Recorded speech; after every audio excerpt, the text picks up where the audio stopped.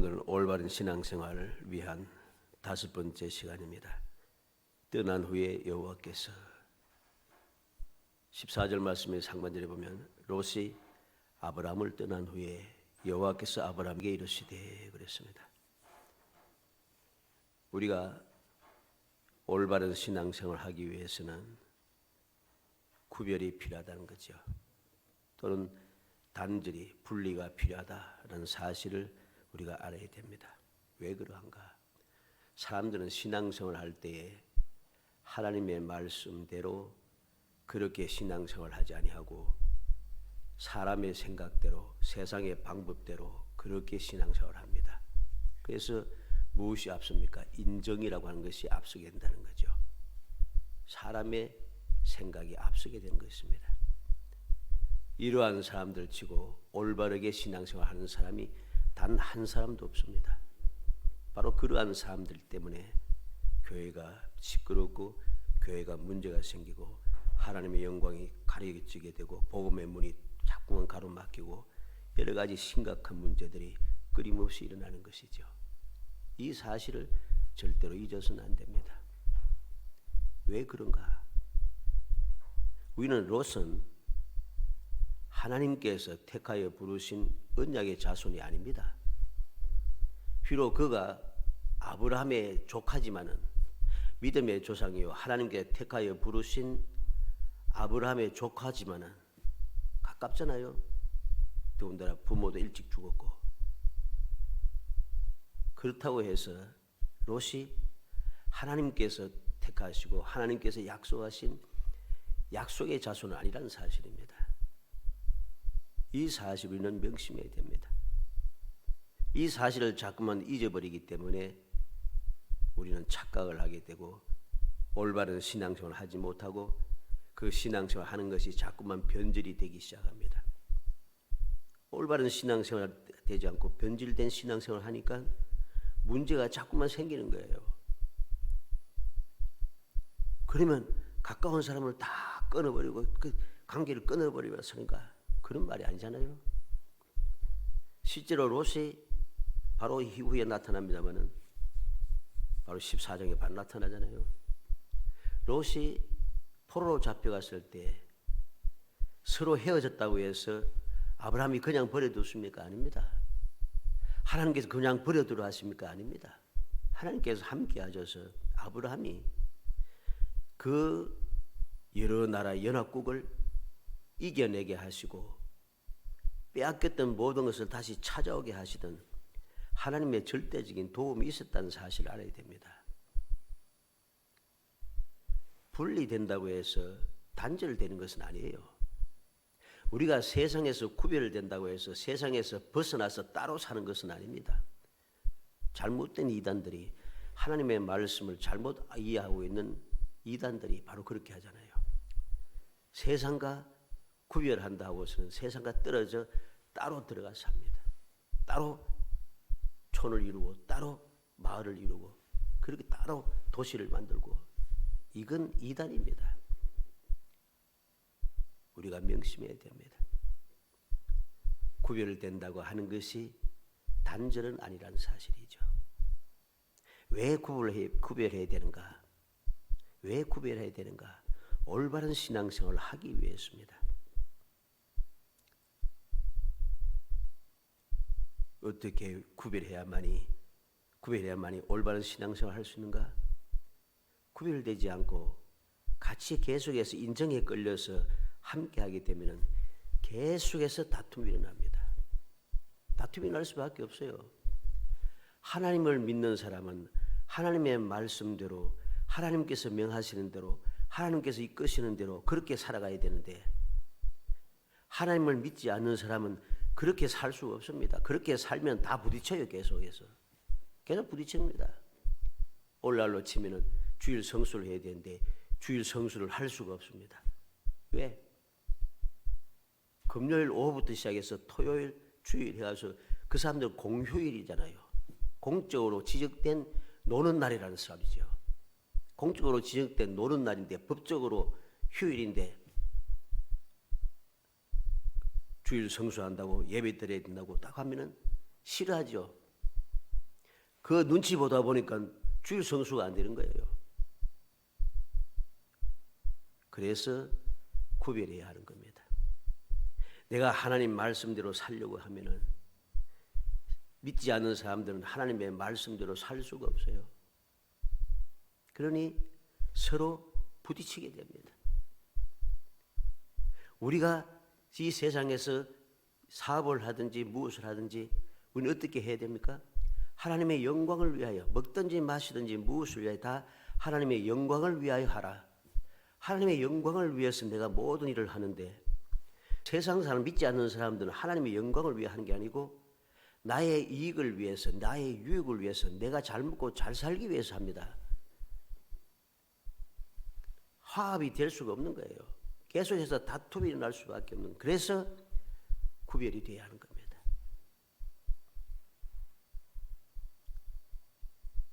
그래서 하나님께서는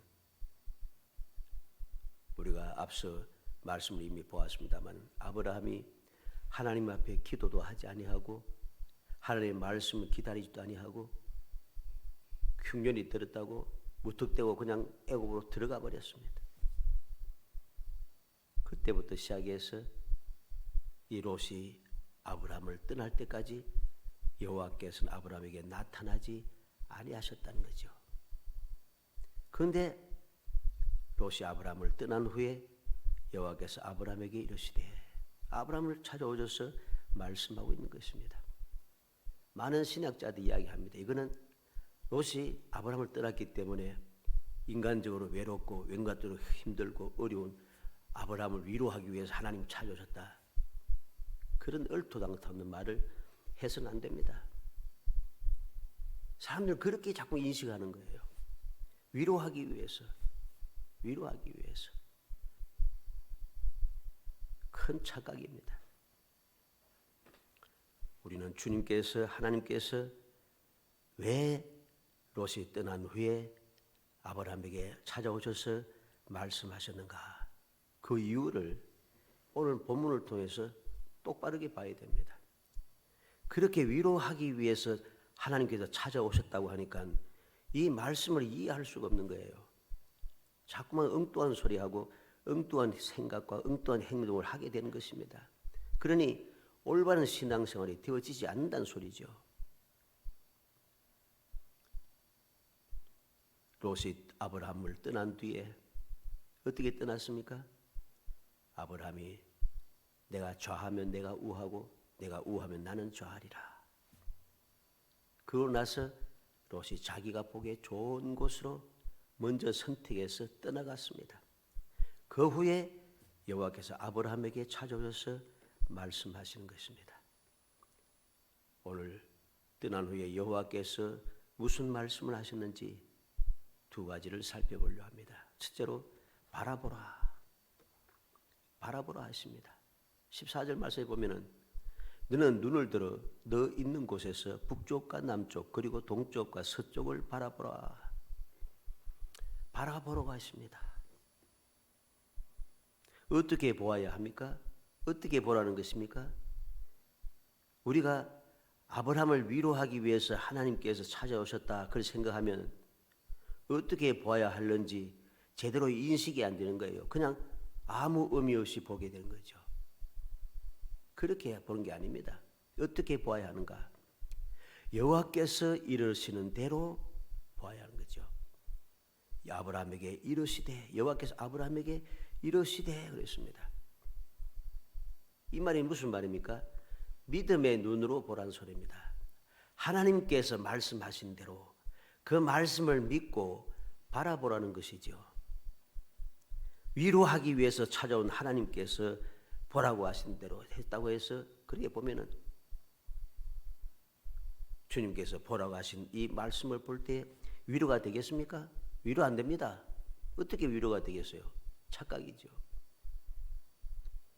하나님께서 위로하시기 위해서 찾아온 것이 아니라 올바른 믿음의 삶, 거룩한 신앙생활을 하기 위해서 약속한 것이 무엇인가 보여주기 위해서 찾아오신 것임을 알아야 됩니다.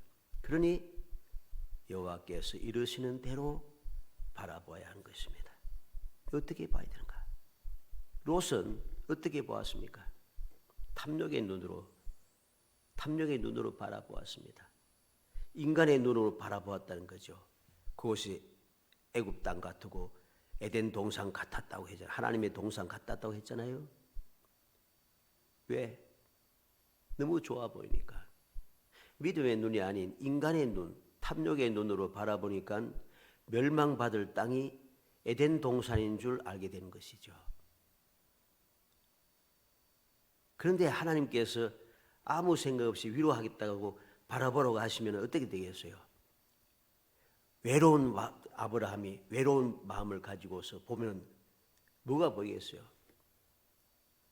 외로운 마음을 가지고 보면은 아무것도 위로가 되지 않아요. 어떻게 위로가 되겠습니까? 외롭고 쓸쓸하고 답답하고 우울한 사람들에게 동서남북을 바라봐라 하면 위로가 됩니까? 우울함이 사라집니까? 아닙니다. 우리가 봐야 할 것은 여호와께서 이르시는 대로, 즉 믿음으로 바라보아야 한다는 것입니다. 그렇게 아브라함은 하나님께서 지시하신 대로 바라보니 그 땅이 어떤 땅입니까? 약속의 땅입니다. 하나님께서 이전에 보여주신 땅은 바로 그 땅이죠. 젖과 꿀이 흐르는 축복의 땅이고 새초부터 새말까지 여호와께서 돌보시는 땅입니다. 신명기 11장 11절로 12절에 너희가 건너가서 차지할 땅은 산과 골짜기가 있어 하늘에서 비를 내리는 비를 흡수하는 땅이요 내 하나님 여호와께서 돌보아 주시는 땅이라 연초부터 연말까지 내 하나님 여호와의 눈이 항상 그 위에 있느니라. 하나님께서 아브라함에게 보라고 하신 그 땅은 약속의 땅이고 이전에 보라고 했던 보여주겠다는 바로 그 땅입니다. 젖과 꿀이 흐르는 땅이고 연초부터 연말까지 항상 하나님께서 돌봐주시고 항상 눈으로 하나님의 그 눈이 항상 그 땅 위에 항상 보고 있어요. 바로 그 땅입니다. 우리는 명심해야 할 것입니다. 우리가 어떻게 봐야 되는가? 바라보라고 할 때 아무 생각 없이 인간적인 생각을 가지고 세상의 방법대로 내 마음 그대로 내 생각 그대로 가지고 보면은 하나님께서 주시는 것 보라고 하신 것을 제대로 볼 수가 없어요.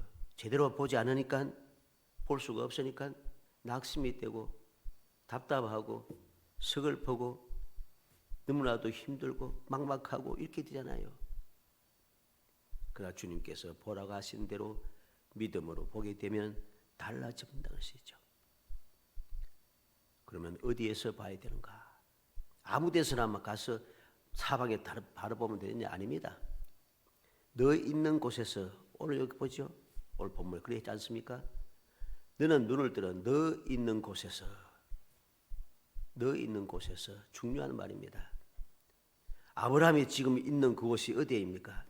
창세기 12장 7절로 8절에 보면 여호와께서 아브라함에게 나타나 이르시되 내가 이 땅을 내 자손에게 주리라 하신지라 자기에게 나타나신 여호와께서 그가 그곳에서 제단을 쌓고 거기서 베델 동쪽 산으로 옮겨 장막을 치니 서쪽은 베델이요 동쪽은 아이라 그가 그곳에서 여호와께 제단을 쌓고 여호와의 이름을 부르더니 그랬습니다.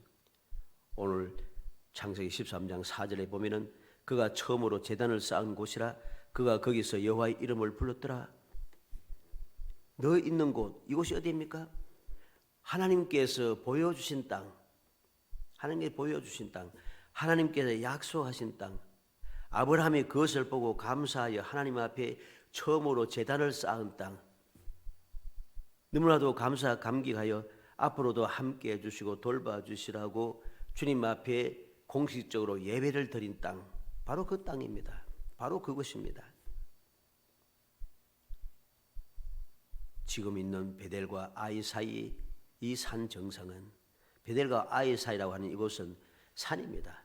에브라임 산지라고 부르는 그 산맥이 쭉 있는 땅입니다. 그래서 높은 지역이죠.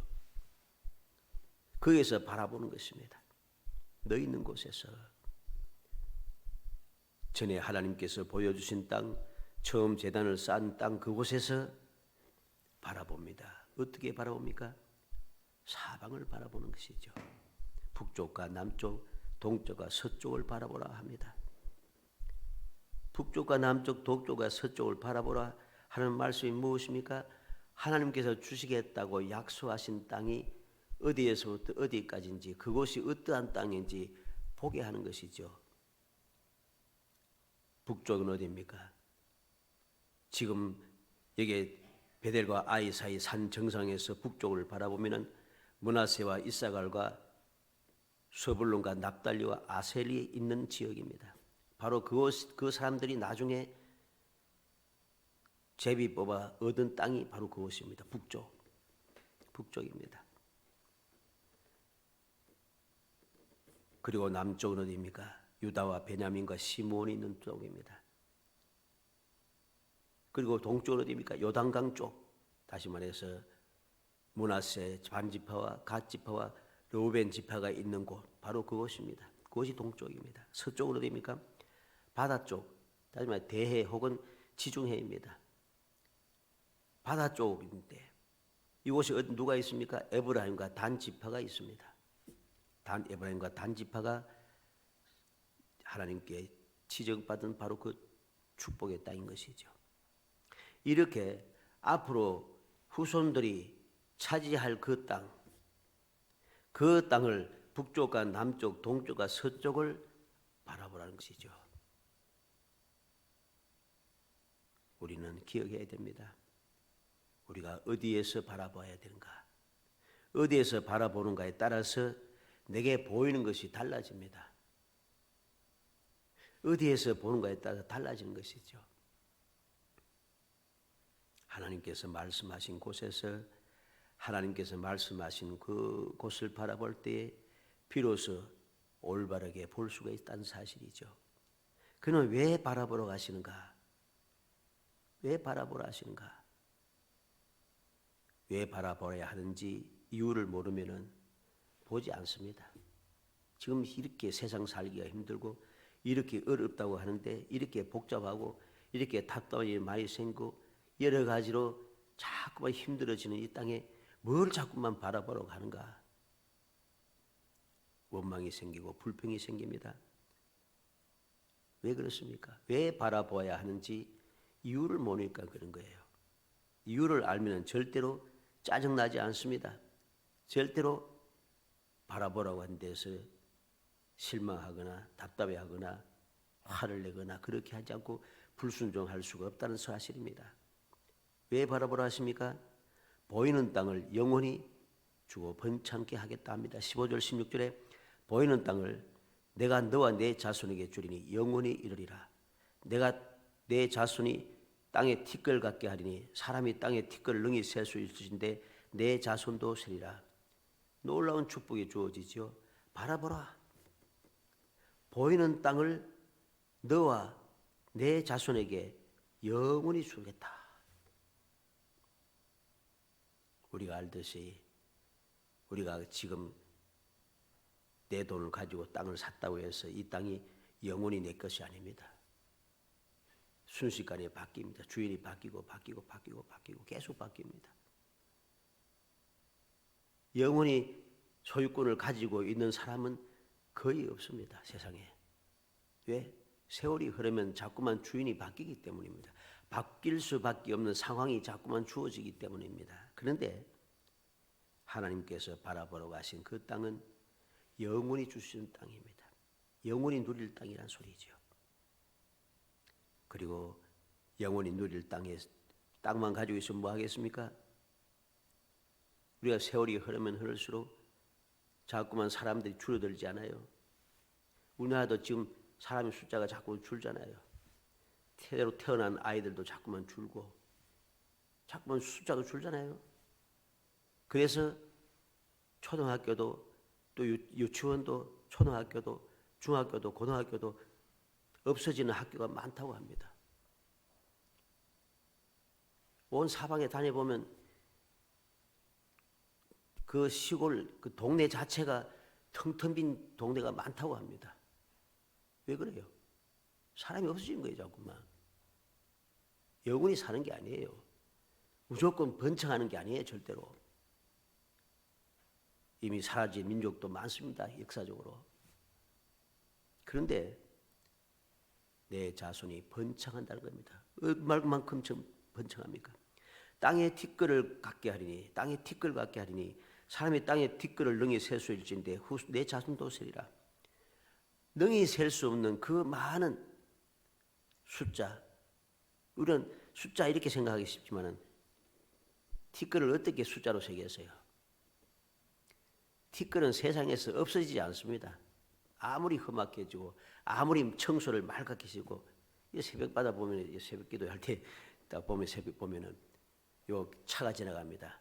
굉장히 시끄럽습니다. 예 그러면서 뭐 자니까 큼직한 차가 번쩍번쩍거리면서 앵앵거리면서 막 돌려가면서 땅에 있는 모든 찌꺼기라든가 쓰레기를 싹 빨아들이면서 지나갑니다. 여기로 지나가고 저 앞으로 지나가면 되게 시끄럽습니다. 그러면 한번 가봐요. 쓰레기 없어져요?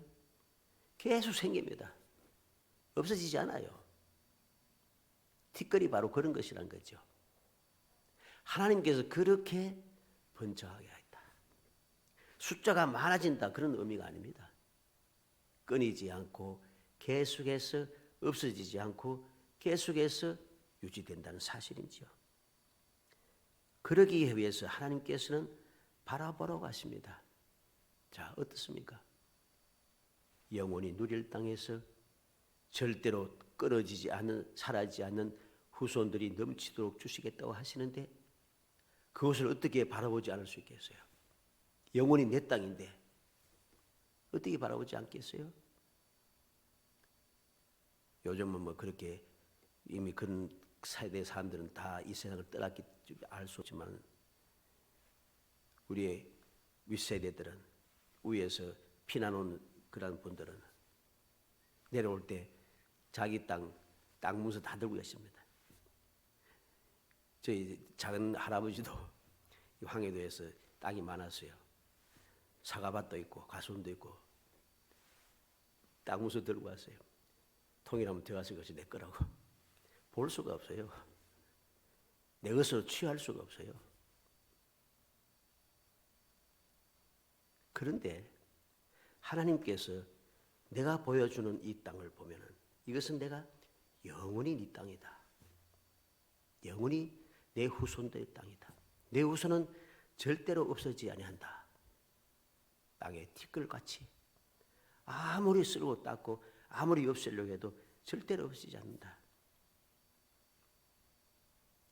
그렇게 하기 위해서 하나님께서는 바라보라고 하신 것입니다. 두 번째로 하나님 롯이 떠난 후에 여호와께서 뭘 하십니까? 일어나 두루 다녀보라 하십니다. 있는 곳에서 보는 것으로 끝난 것이 아니에요. 그냥 있는 것을 보기만 하면은 마음이 확 닿지 않아요. 그래서 하나님께서 보여주신 그 영원히 누릴 땅, 후손들이 끊어지지 않고 계속해서 누릴 그 땅을 보는 것만 해서 안 되는 거죠. 그래서 일어나서 지금 서서 봤으니까 이제는 일어나서 두루 다녀보라 합니다. 17절로 18절에 너는 일어나 그 땅을 종과 행으로 두루 다녀보라. 내가 그것을 내게 주리라. 이제 아브라함이 장막을 옮겨 헤브론에 있는 마므레 상수리 숲으로 이르러 거주하며 거기서 여호와를 위하여 제단을 쌓았더라. 그 땅을 종과 행으로 두루 다녀보라 합니다. 보여주신 땅, 제단을 쌓았던 땅, 사방으로 보라 하신 그 땅, 직접 발로 밟고 확인하라는 것입니다. 보여주신 그 땅을 내가 종과 행으로 두루 다니면서 밟으면서 아 이것도 내 땅이구나, 저것도 내 땅이구나. 기분 좋겠죠? 저절로 행복하지 않겠어요? 그래서 하나님께서 일어나 두루 다녀보라 하시는 겁니다. 바라보는 것으로 끝난 것이 아니라 일어나서 두루 다녀보라. 주님께서 보여주신 땅, 약속의 땅을 두루 살피면서 아 이것이 내 땅이구나, 이런 곳이 내 땅이구나, 이것도 내 땅이구나 보면서 마음에 주님의 약속의 말씀을 마음에 새기고 그것에 감격하고 행복해하면서 소망 중에 즐거워하며 계속해서 올바른 신앙생활을 하기 위하여 주님께서 이렇게 말씀하시는 것입니다. 우리는 기억해야 될 것입니다. 잘못 보고 우리가 행하게 되면은 올바른 신앙생활을 할 수가 없습니다. 올바르게 봐야 한다는 것이죠. 우리는 잘못 본 사람들을 보게 됩니다. 창세기 2장 9절에 여호와 하나님이 그 땅에서 보기 아름답고 먹기에 좋은 나무가 나게 하시니 동산 가운데에는 생명나무와 선악을 알게 하는 나무도 있더라. 하나님께서 보시기에 만드신 그 모든 창조물들은 보기에 아름답고 먹기에 좋은 나무가 사방에 가득했습니다. 믿음의 눈을 가지고 바라볼 때는 내 주위에 보기에 아름답고 먹기에 좋은 나무가 가득 차 있기 때문에 딴 생각이 나지 않아요. 먹을 것이 사방에 깔려 있잖아요. 그런데 이 믿음을 가지지 못하고 불신앙을 가지고 보게 되면 무슨 문제가 생기는가? 창세기 3장 6절에 여자가 그 나무를 본즉 먹은직도 하고 보안직도 하고 지혜롭게 할 만큼 탐스럽기도 한 나무인지라 여자가 그 열매를 따먹고 자기와 함께 있는 남편에게 주며 그도 먹은지라.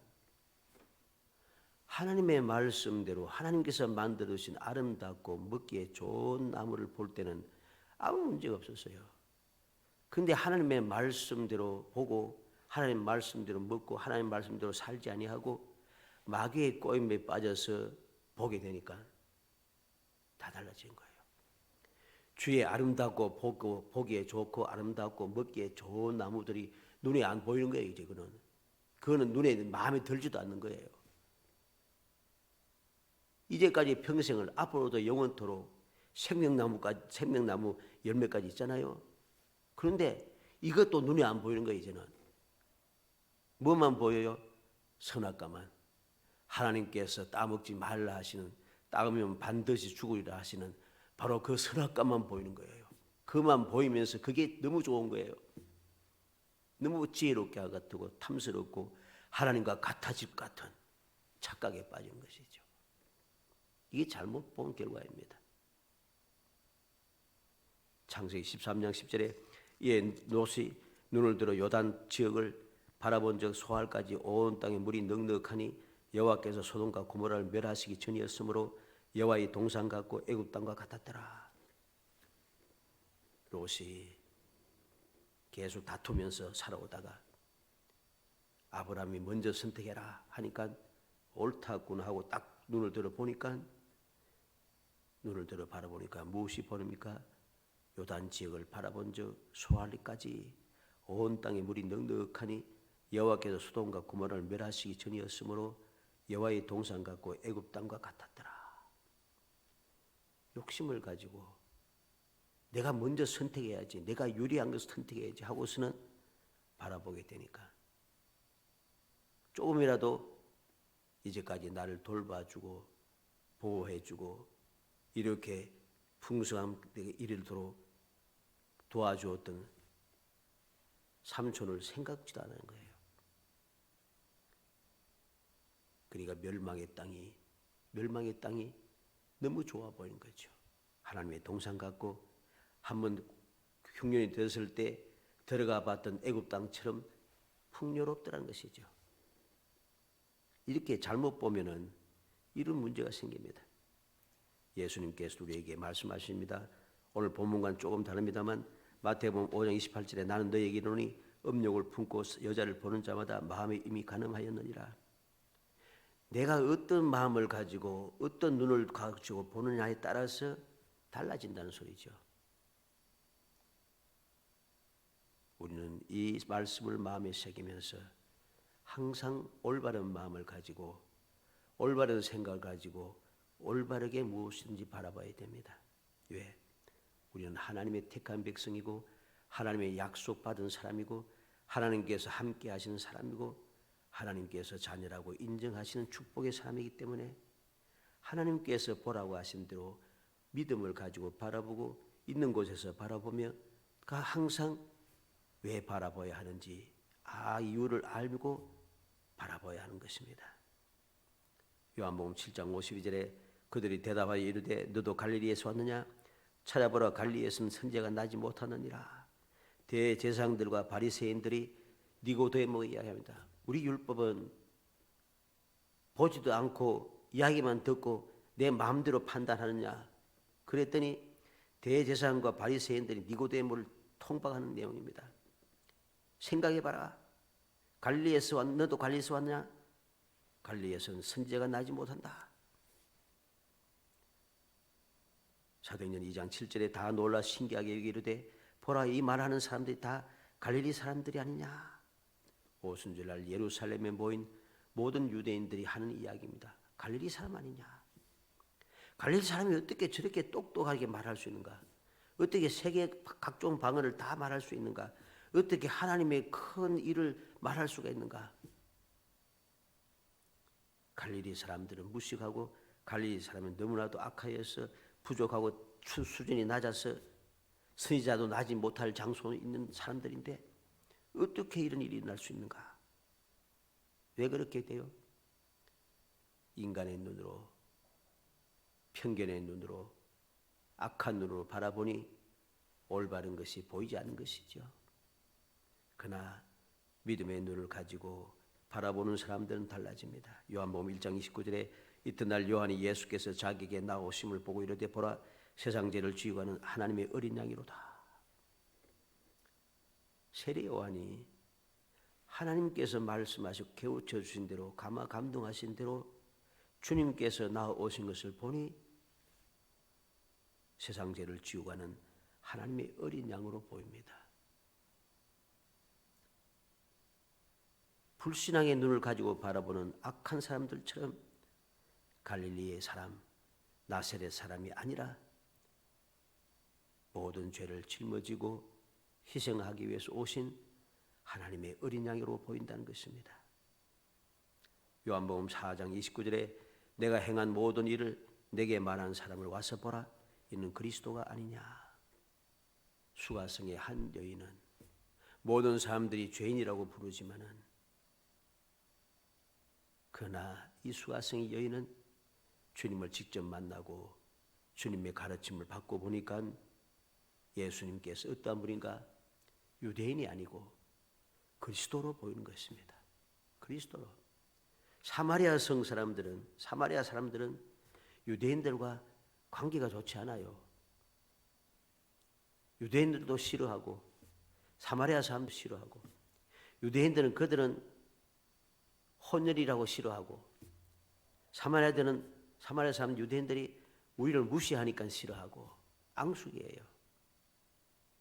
그런데 이 사마리아 성 수가성의 이 여인은 주님을 직접 만나고 주님의 말씀을 듣고 보니 주님은 나사렛 사람, 갈릴리 사람, 선지자가 날 수 없는 곳, 의로운 것이 선한 것이 날 수 없는 그 지역 사람이 아니고 우리가 그렇게 싫어하는 유대인이 아니고 그리스도라.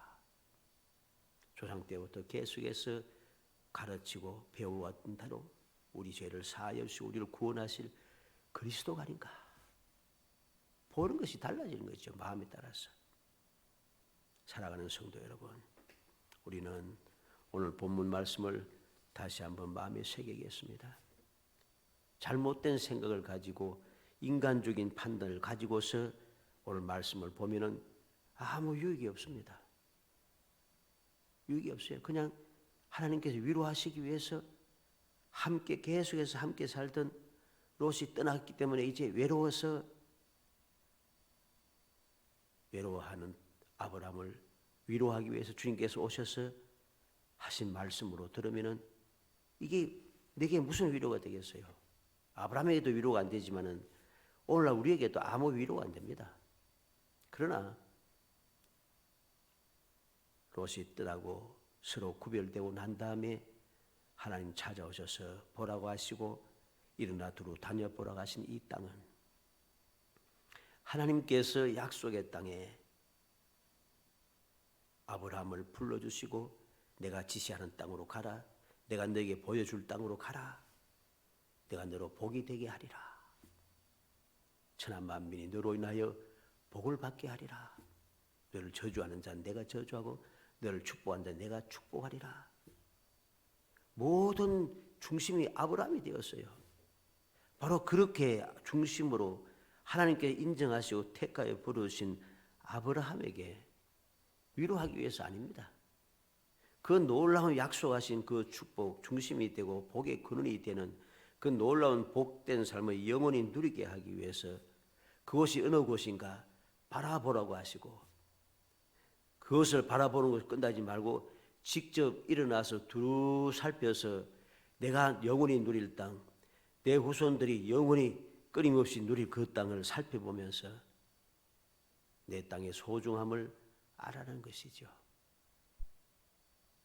이 놀라운 사실을 우리가 믿음을 가지고 올바르게 마음에 새겨서 주님 말씀을 살피고 또 살펴서 위로하는 것이 아니라 하나님의 약속을 확신시켜주고, 확신이 우리에게 약속하신 그것이 얼마나 큰 복인가, 얼마나 복된 것인가, 얼마나 행복한 것인가 하는 것을 깨달아 알아서 우리가 비록 세상에 여러 가지 좋지 못한 이야기를 끊임없이 들으며 힘든 세상을 살아갈지라도 힘든 그 세상에서 항상 믿음을 지키고 올바른 신앙생활을 하는 믿음의 사람들에게 함께하여 말씀하시고 보여주시고 이끌어주시고 돌봐주시는 그 은혜를 끊임없이 보고 직접 체험하며 날마다 행복한 삶을 이어가는 복된 성도 되시기를 주의 이름으로 축복합니다. 은혜 감사합니다. 사랑하여 주어서 택하여 주시고 택한 저희들로 하여금 주님께서 택하시고 약속하신 그 영원 불변하신 축복의 땅, 영원 불변 누릴 그 축복의 땅에서 아버지 항상 믿음을 가지고 기쁨을 가지고 소망을 가지고 행복하게 살아가게 하기 위하여 바라보라고 하시며 일어나 다녀보라고 하신 주님의 말씀을 저희들이 기억하게 하시기를 원합니다. 아버지 롯이 떠난 후에 여호와께서 친히 찾아오셔서 이전에 약속하신 그 땅을 다시 보여주시고 아버지 다니게 하시며 확신을 주시는 그 사랑을 다시 한번 마음에 새기고 우리가 헛된 생각에 사로잡히고 세상의 방법대로 인간의 생각대로 모든 것을 판단하고 바라보지 않게 하여 주시기 원합니다. 믿음으로 바라보게 하시고 주의 말씀대로 바라보게 하시고 주의 말씀대로 행하게 하시사 항상 우리 모든 삶이 행복하게 하시고 소망의 즐거움이 넘쳐나게 하시고 항상 주님 함께 하시는 평안이 넘쳐나게 하시며 끝없는 사랑을 누리며 끝없는 주님이 약속하신 복을 끊임없이 누리고 행복한 삶을 살아갈 수 있도록 은총을 베풀어 주시기를 간절히 소원하옵고 예수님의 이름으로 기도합나이다. 아멘.